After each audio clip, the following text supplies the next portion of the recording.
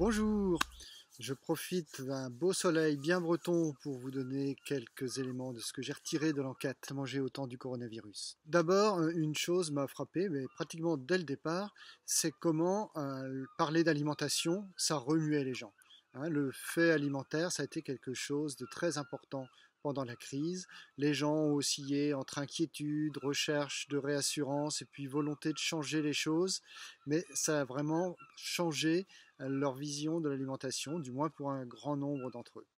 Autre fait intéressant, c'est que tout ça, ça s'est exprimé plutôt par de la solidarité. Solidarité intrafamiliale, solidarité avec les producteurs, avec les commerçants, mais aussi envers ceux dont on savait, et malheureusement le déroulement de la crise l'a montré plus que jamais, envers ceux dont on imaginait qu'ils allaient avoir du mal à pouvoir manger correctement et à leur faim. Et donc la crise nous a montré autour de cette alimentation tout un tas de nouvelles relations qui se sont tissées entre des pouvoirs publics, des mairies et des associations, entre des citoyens et des commerçants, entre des commerçants ou les chefs des cantines par exemple et les associations d'aide alimentaire. Et les pouvoirs locaux, les mairies en particulier, se sont trouvés au cœur de l'action. Troisième enseignement, ceux qui me connaissent imaginent que je ne pourrais pas m'empêcher de parler de circuit court, puisque c'est un sujet sur lequel je bosse depuis à peu près une trentaine d'années, à la fois localement, sur les systèmes alimentaires territorialisés, souvent dynamisés par les circuits courts,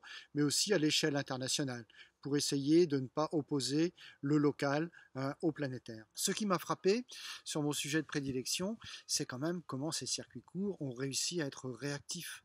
En peu de temps, en quelques jours, même pas quelques semaines, d'arriver à fournir une demande qui doublait, voire triplait dans certains cas. Il n'y a pas beaucoup de secteurs de l'activité économique qui sont capables d'un tel exploit. Je pense que ça n'a pas toujours été souligné, mais doubler, tripler la satisfaction de la demande comme ça en quelque temps, c'est vraiment quelque chose d'assez inédit.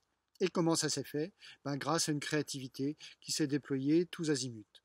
J'arrive plus à vendre au marché, je vais vendre à la ferme, en créant une page internet ou une page Facebook. Mon AMAP ne pouvait plus distribuer à la MJC comme d'habitude, j'allais voir le maire qui me trouvait un autre lieu.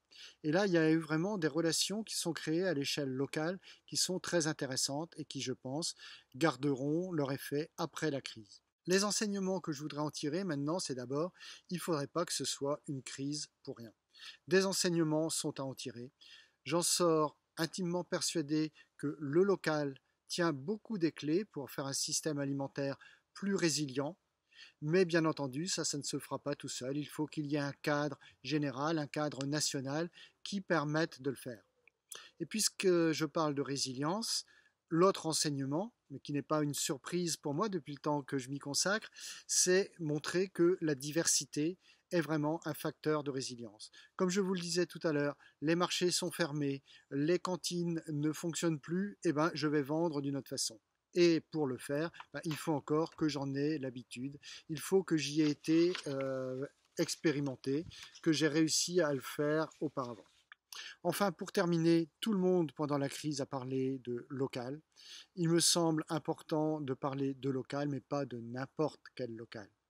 Un local qui passerait à côté des enjeux environnementaux qui nous menacent. Cette crise qui était sanitaire le montre, il y aura probablement des crises environnementales dans l'avenir, mais aussi les enjeux sociaux. On a bien vu comment certains groupes ont souffert de la crise dans leur alimentation. Si on ne lie pas le local avec les besoins sociaux et environnementaux, on aura perdu quelque chose. Donc c'est une occasion pour repenser le local. Merci en tout cas de m'avoir écouté et puis à bientôt.